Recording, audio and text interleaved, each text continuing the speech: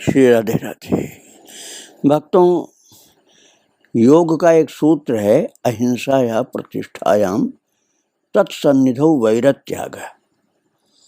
अर्थात किसी के जीवन में यदि अहिंसा की प्रतिष्ठा हो जाए, अहिंसा धर्म को ऐसा स्वीकार करे कि उसकी उच्च अवस्था में पहुंच जाए, तो उसके सानिध्य में आने वाले हिंसक जंतु भी अहिंसक हो जाते हैं, वैर त्याग देते हैं। खपड़िया बाबा का जीवन इस प्रकार का उच्च कोटि का हो गया था। किसी के लिए भी उनके मन में हिंसा की बात जरा सी भी नहीं आती थी, चाहे मनुष्य हो चाहे जंगली जानवर हो। एक बार बुलंदशहर जिले में सैंडा फरीदपुर ग्राम में गंगा जी के किनारे स्वामी जी के बैठने के स्थान पर एक भेड़िया प्रतिदिन आता था।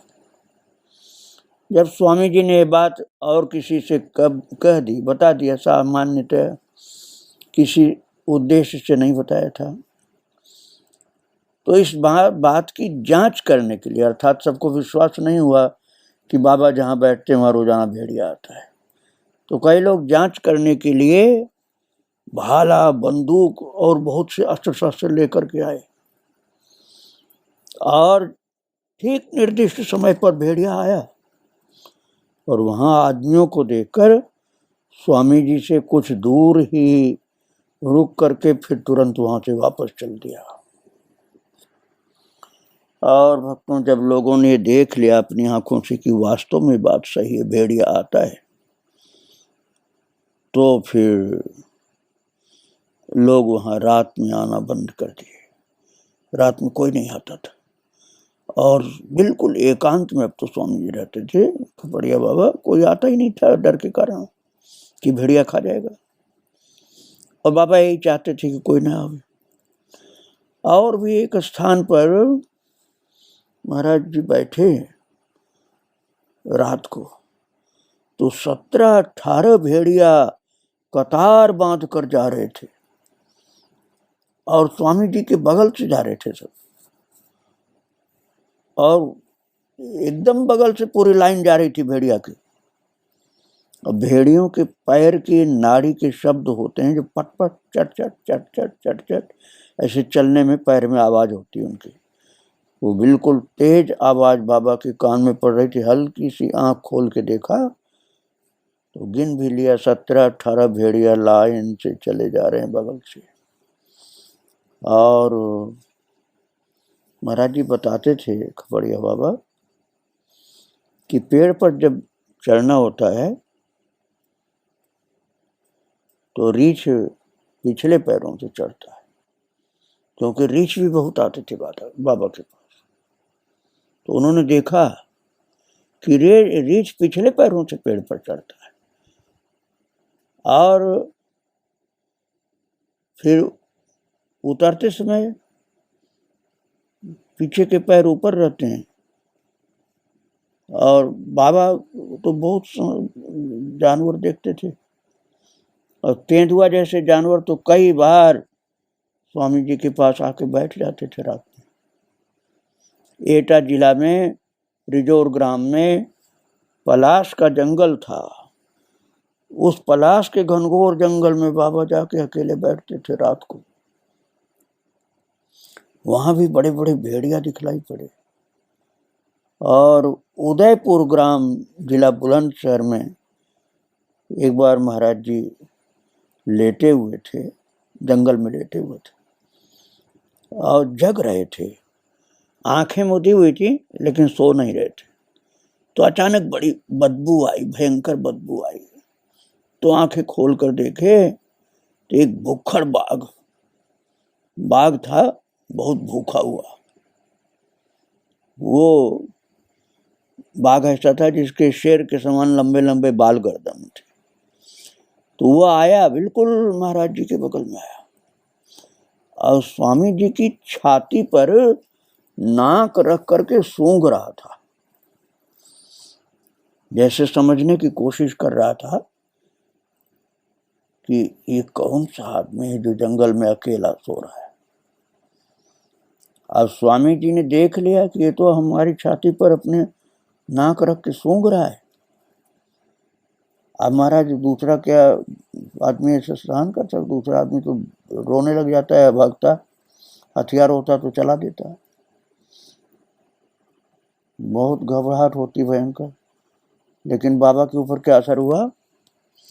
स्वामी जी जोर से बोल उठे, अच्छा है, और उठ बैठे। जब वो नाक रख करके बाबा की छाती पर सूंघने लगा, बार बार सूंघने लगा, तो 2-4 बार तो शांत रहे, बार बार लगातार सूंघ रहा था। तो बाबा जोर से बोले, अच्छा है, और उठ बैठे। और वो भुक्खड़ जो बाघ था वो 4 कदम हट करके खड़ा हुआ। जब बाबा ने जोर से डांट के कहा अच्छा, तो 4 कदम पीछे सरक के खड़ा हुआ और थोड़ी देर तक वहां बैठा, फिर चुपचाप चला गया। तो स्वामी जी महाराज पूर्ववत पहले जैसे ही लेटे रहे। बाद में उसी स्थान पर स्वामी जी कई दिनों तक रहे महाराज। और वो बाघ जो भुक्खड़ बाघ था, जो सूंघ रहा था बाबा की छाती पर मुंह रख के, वो प्रतिदिन रात में आता था वहां और थोड़ी देर तक वहां बैठता था, फिर जाता था। हस्तिनापुर में भी जब स्वामी जी ठहरे थे तो जंगल में ही रातें बिताते थे, किसी नगर गांव में नहीं महाराज, जंगल में, घनघोर जंगल में। वहां पर शेर रहते थे और सुनने वाले व्यक्ति आश्चर्य करने लगते कि बाबा शेरों के बीच में रहते। गंडीहा ग्राम में, भोजपुर बिहार में, एक नील गाय स्वामी जी के पास आई और बैठ गए। और स्वामी जी जैसे बच्चे पर हाथ फेरे ऐसे उसकी पीठ पर हाथ फेरने लगे। भक्तों, इस अवस्था में पहुंचे हुए जो संत होते हैं, नारद पुराण में देवर्षि नारद जी ने बताया उनके विषय में, अभयम सर्वभूतेभ्यो दत्वा यश्चरते मुनि न तस्य सर्वभूतेभ्यो भयम उत्पद्यते क्वचित। अर्थात ऐसे उच्च कोटि के महापुरुष संत, महापुरुष का मतलब विद्वान आप मत समझना, भगवान के मिले हुए संत, ये जो होते हैं ये किसी को अपनी ओर से कष्ट नहीं देते, भयभीत नहीं करते। अभयम सर्वभूतेभ्यो दत्वा, सबको अभय प्रदान करके, यश चरते मुनि, ऐसा मुनि जो विचरण करता है, न तस्य सर्वभूतेभ्यो भयम उत्पद्यते क्वचित, तो उसको कोई भी जीव जंतु भयभीत नहीं करता। कितना ही हिंसक जानवर हो, सब शांत हो जाते हैं। और बाबा के जीवन में तो रोजाना ही देखने को मिलता था। प्यार से किसी को डांट भी देते थे जानवरों को। जैसे मैंने कहा ना, वो बाघ सूंघ रहा था, लगातार सूंघे ही जा रहा था बाबा की छाती पे, तो उन्होंने जोर से कर दिया अच्छा, और उठ के बैठ गए। तो वो 4 कदम पीछे से रख के बैठ गए। ऐसे जैसे अपने घर के बच्चे हों, बाबा ऐसे देख करके बोलते थे। जानवर को, हिंसक भयंकर जानवरों को ऐसे बोलते थे, प्यार से बोलते थे और चलते रहते थे महाराज, चलते रहते थे। रुकने का कोई नाम नहीं था। बाबा कहाँ जा रहे हैं कुछ पता नहीं। एक बार तो बाबा कानपुर जिला में खेड़ेश्वर बरगदिया के पास वहां पहुंचे। स्वामी जी एक खेत में रात में रुके। मक्का की फसल कट चुकी थी और मक्का की करवी, मतलब डंठल जो होता है, फसल मक्का की जो ऊपर से जो होती है दाने, जिसको बाल बोलते हैं, फली आप समझ लीजिए, वो ऊपर से काट लिया था किसान ने, और जो उसकी डंठलें थी वो नहीं ले गया और छोड़ दिया था। स्वामी जी ने उसको वहाँ करवी बोलते हैं, कोई कड़वी बोलता है। तो वो जो फसल की डंडियां थी उनको बाबा ने नीचे बिछाया। खेत में थे ना, बाबा के पास तो बिछाने तक का भी कोई कंबल नहीं होता था, एक खप्पर और कमर में लिंगोटी, और रखने की कोई चीज नहीं रहती थी, लिंगोटी भी दूसरी नहीं रखते थे। तो बाबा ने वो करवी बिछा ली, वही जो मक्का की डंडियां जो लकड़ी जैसी होती है, घास फूस समझिए आप। तो वहां एक व्यक्ति आया, किसान होगा वो। बाबा बैठे थे, सोचे थे अभी लेटेंगे, तब तक वो आकर के जोर से डांट करके उसने कहा, ए करवी क्यों ली, जल्दी उठो। डांट करके कहा, कड़वी जहां थी वहीं रखो। बाबा खप्पर वाले तो अपनी सिद्धाई दिखाते ही नहीं थे कि मैं बहुत शक्तिमान सिद्ध बाबा हूं, ऐसा नहीं करते थे। वो मान अपमान में समान रहते थे, मान सिद्ध होने पर भी सब दुख सह लेते थे, सहनशीलता बहुत थी। तो बाबा ने उस किसान को दुखी देखा, जो नाराज होकर कहा था, करवी क्यों उठाई, जहां से उठाई वहीं रखो। तो वो बिछाए थे बाबा बैठने के लिए, तो वो नहीं बैठे, उठा के सब वहीं रखे है जहां से उठाए थे, और चल दिए कि भाई ये नहीं चाहता है कि मैं बैठूं यहाँ। और महाराज बाबा जब वहां से चले गए तो भगवत इच्छा से उसी दिन रात में उस किसान की सारी कड़वी में आग लग गई, और सब कड़वी अर्थात वो फसल के वो डंठलें जो थी, मक्का के दाने तो ले गया, लेकिन और जो उसके किसान को वो रहते हैं गाय भैंस को खिलाने के लिए कड़वी, वो जो ढेर लगाया था वो सब में आग लग गई, जल गई सब। महात्मा के अपमान का फल उसको तत्काल मिल गया। लेकिन स्वामी जी तो बहुत पहले जा चुके थे, उनको पता भी जैसे नहीं था, उनको मतलब भी नहीं था, तो जा चुके थे। और जब स्वामी जी दोबारा उस गांव में गए कुछ महीने के बाद या कुछ वर्षों के बाद, तो किसान बहुत गिड़गिड़ा करके क्षमा मांग करके चरणों में पड़ा। तो भक्तों, आप लोगों ने भागवत जी में कथा सुनी ना, जड़ भरत का बलिदान देवी नहीं सह पाई। डाकू लोग जड़ भरत का बलिदान करना चाहते थे काली के चरणों में, तो काली को सहन नहीं हुआ है अत्याचार, तो तत्काल प्रकट होकर काली ने सरदार और उसके साथी डाकुओं का वध कर दिया था। बिल्कुल इसी तरह से इतना तिरस्कार हुआ, बैठने तक नहीं दिया उसके सामने, बाबा ने वहीं करवी पहुंचा दी जहां से उठाई थी। ऐसे ही बाबा निर्द्वंद निश्चिंत मानापमान से मुक्त थे। मेरे कहने का तात्पर्य ये भक्तों की बाबा बिल्कुल जड़ भरत जैसी अवस्था में थे। उनकी सहनशीलता मनुष्य के समझ में जल्दी आ नहीं सकती। उस समय स्वामी जी की वृत्ति देह से पृथक सी लगती थी। शरीर क्या चाहता है, भक्तों ने क्या प्रस्तुत किया है, कुछ भी नहीं देखते थे। एक बार गाजीपुर जिला में देवचंदपुर गांव में गंगा के रेत में आसन लगाया बाबा ने। श्रावण की पूर्णिमा थी, स्वामी जी के शरीर में बुखार था। बुखार भी हल्का फुल्का नहीं था भक्तों, खूब तेज बुखार, पूरा आग की तरह शरीर जल रहा था। लेकिन बाबा को कोई मतलब नहीं, कोई परेशानी नहीं।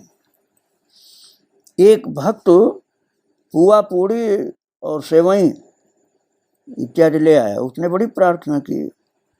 भक्त की प्रबल इच्छा के कारण स्वामी जी ने उसका लाया हुआ भोजन खा लिया, जबकि बुखार में भक्तों को खाया नहीं जाता, फिर भी बाबा ने खा लिया भक्त का भाव देखकर। अब भिक्षा के लिए भी तो नहीं जा सकते थे कहीं ऐसे तेज बुखार में, तो उनकी इच्छा तो नहीं थी, लेकिन भक्त की इच्छा थी इसलिए पा लिया। शाम को बादल उमड़े और खूब बरसे, और स्वामी जी बुखार में ही महाराज, तेज बुखार में रेती में बैठे भीगते रहे, भीगते रहे, उठ के गए नहीं कहीं। और इसी प्रकार और भी जगह बाबा के जीवन में देखने को मिलता था। बाबा बैठे रहते थे, चाहे बरसात हो, चाहे ओला पड़े, चाहे कुछ हो। खपड़िया बाबा को गंगा जी की रेती में बैठना, भले बरसात हो, आंधी तूफान चले, या जंगल में लेटना बैठना अच्छा लगता था। इसलिए बाबा गंगा जी की रेती में बैठे हुए थे। और गाजीपुर जिला में देवचंदपुर गांव में, जहाँ की बात मैं आपको सुना रहा था, लगातार बारिश होती रही और बहुत तेज बुखार था। और भक्त का लाया हुआ भोजन, उसका भाव देख के बुखार में बिल्कुल भूख नहीं रहती, तब भी प्रसाद पा ली। और उठे नहीं, कहीं गए नहीं, बारिश और तेज, खूब तेज हुई। आपको आश्चर्य होगा महाराज कि स्वामी जी का बुखार लगातार गंगा की रेती में बैठे बैठे बैठे और पानी बरसते बरसते, पानी बरसात के पानी से भीगते भीगते ही बुखार भी उनका भग गया, जबकि और कोई होता तो और ज्यादा बीमार पड़ जाता। इसी प्रकार रायबरेली में डलमऊ में स्वामी जी नौका से प्रवास कर रहे थे, तो मल्लाह तेल की पूड़ी बनाई थी मल्लाह ने, और स्वामी जी से खाने के लिए आग्रह किया। महाराज जी को बुखार बहुत था, कितना ही बीमारी, बुखार कुछ भी हो जाए, दवाई कुछ नहीं लेते थे। और फिर भी मल्लाह का प्रेम देख करके, अब बुखार तेज हो तो भूख कहाँ होती है, लेकिन फिर भी मल्लाह का भाव देख करके बाबा ने पूड़ी खाई, और वो भी तेल की पूड़ी। पता नहीं क्या बाबा की लीला कि तेल की पूड़ी खा करके बुखार छूट गया बाबा का। जैसे स्वस्थ व्यक्ति प्रसाद पावे ऐसे पा रहे थे, और तेल की पूड़ी भरपेट खाया, बुखार भग गया। एक बार भागलपुर जिला में नाथनगर से उत्तर की तरफ स्वामी जी गंगा जी की रेती में लेटे थे। रात के 12:30 बजे का समय था, खूब चांदनी रात छिटक रही थी। और महाराज आपको आश्चर्य तो होगा ही, बहुत अटपटी बात है। बाबा जी को कफन वाला कपड़ा कहीं वहीं गंगा की रेती में मिल गया, वही लेट ओढ़ करके लेट गए। बाबा की रहनी सहनी कुछ अद्भुत थी ना। सिद्ध पुरुष की रहनी सामान्य व्यक्ति से अलग होती है। और उसी समय भागलपुर से सिनेमा देख करके 4 सज्जन अपने घर को वापस जा रहे थे, और जाते समय चारों की दृष्टि लेटे हुए स्वामी जी पर पड़ी। अब कफन ओढ़ के तो लेट ही रहे थे बाबा। महाराज उन चारों ने समझा कि कोई मुर्दा रख गया यहाँ, तो या तो भूत है कोई। एक आदमी ने समझा कि मुर्दा है, और ज्यादा ने समझा कोई भूत है, ये आदमी तो हो नहीं सकता जिंदा। और चारों को निश्चय हो गया फिर कि हम लोगों ने बड़ी गलती की, कोई जबरदस्त भूत है। और डर के मारे भागे घबराए हुए, अरे भूत है भूत है। अब स्वामी जी ने सोचा कि उठ करके इनको कुछ सांत्वना दे दूं, नहीं तो ये सब बीमार पड़ जाएंगे, मरने की हालत हो जाएगी डर के कारण। तो बाबा उठ के बैठ गए। और महाराज वो जो 4 आदमी थे ना, उन्होंने समझा कि भूत उठ के बैठ गया।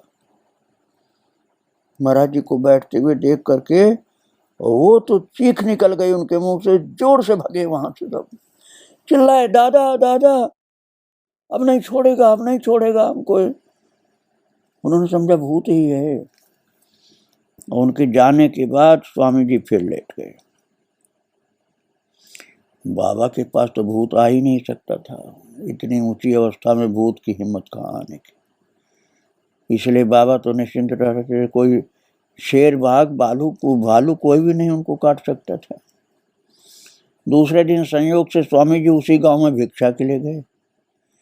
एक व्यक्ति ने प्रश्न किया, भूत झाड़ना जानते हो? स्वामी जी ने पूछा, क्या मामला है? उत्तर मिला, रात में शहर से कुछ आदमी आ रहे थे, रास्ते में भूत मिला और उसने एक आदमी को पकड़ लिया है। स्वामी जी बोले, मैं भूत झाड़ना जानता हूँ, कहाँ है वो आदमी? आदमी के सामने आने पर स्वामी जी उससे बोले, तुम 4 आदमी थे ना? बोला, हाँ महाराज। तुम्हें देख देख करके भूत उठ करके बैठ गया? तो वो बोला, हाँ दादा, वो उठ करके बैठ गया हमको देख करके। तो तुम लोग ये बोले कि अब नहीं छोड़ेगा हमको, और ये कहते हुए जान लेके भागे? बोले, हाँ महाराज जी, बिल्कुल यही बात थी। तो वो लोग बड़े आश्चर्य में पड़े कि बाबा को पूरी बात कैसे मालूम। स्वामी जी बोले, अरे वो भूत कोई नहीं था, मैं था। मैं ही तो गंगा किनारे वहां निर्जन में लेटा हुआ था और कफन वाला कपड़ा ले ओढ़ रखा था। तुम लोगों को सांत्वना देने के लिए उठ करके मैंने सोचा समझा दूं कि मैं भूत नहीं हूं, एक मनुष्य हूं, एक साधु हूं। ये बताने के लिए मैं उठकर बैठ गया, और तुम लोग समझे कि भूत उठ के बैठ गया, अब जान नहीं छोड़ेगा हमारी, इसलिए तुम लोग भागे वहां से। तो अब शांत हो जाओ, वो भूत कोई नहीं था, मैं ही था। पूरी जगह बाबा ने बता दी, पूरी बात बता दी सब। बोले, भूत वगैरह, भूत आदि की कोई बात ही नहीं। तो महाराज उस व्यक्ति का भूत उतर गया। जब उसको पूरा विश्वास हो गया कि भूत नहीं था, बाबा थे वहां, और वहीं के एक कफन ओढ़ के लेट गए थे, और हमको निर्भय करने के लिए उठ के बैठ गए बताने के लिए, और हम और डर गए कि भूत बैठ गया अब तो छोड़ेगा नहीं हमको। बाबा तो बैठे थे उनके भय को दूर करने के लिए, लेकिन उन्होंने समझा भूत बैठ गया। ऐसी घटनाएं बाबा के जीवन में बहुत होती थी। एक बार स्वामी जी को पुलिस ने पकड़ा और रस्सियों से हाथ बांध दिए। अब देखो भैया, क्या कहा जाए। यही उनके समझ में नहीं आता है कि एक संत हैं, उच्च कोटि के महापुरुष हैं, उनको पकड़ने का क्या मतलब था। लेकिन अहंकार में जो रहेगा तो वो सब करेगा ऐसा। तो पुलिस वालों ने बाबा को पकड़ा, जंगल में पड़े हुए बाबा को, और रस्सियों से हाथ बांध दिए, और 50 डाकुओं के गिरोह को वो ढूंढ रही थी पुलिस। 50 डाकुओं का गिरोह था। तो कुछ शक होने से उन्होंने स्वामी जी को पकड़ लिया। इतनी नासमझी कि बताओ, इतने उच्च कोटि के सिद्ध पुरुष को पकड़ो। और स्वामी जी को निष्प्रिय तथा सिद्धांततः ठीक जब पाया तो महाराज वो लोग समझ नहीं पा रहे थे क्या करें, और जितनी रस्सी बंधी हुई थी सब छूट के गिर गई अपने आप। बाबा ने कुछ खींचतान नहीं किया, अपने आप सारी रस्सियां खुल करके जमीन पर गिर गई।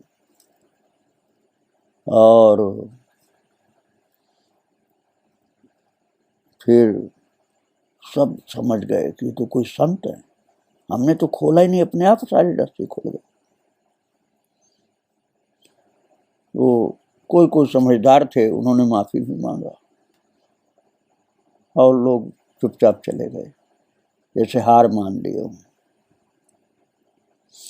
और बाबा को शरीर पर कोई भी कष्ट आवे वो कभी उससे परेशान नहीं होते थे। एक बार झाऊ की खूंटियों से जो जमीन पर रहती है ना जड़, उससे चोट लगने पर घाव हो गया था बाबा को। रात में चल रहे थे, नंगे पैर चलते थे, न कोई जूता न चप्पल, जंगल में चल रहे हैं तो लग जाता था।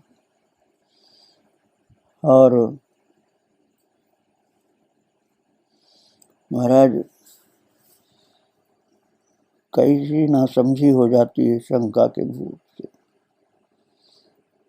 50 डाकू श्री स्वामी जी पर गोली चलाना चाहते थे। डाकू जो थे उन्होंने जंगल में बाबा को देखा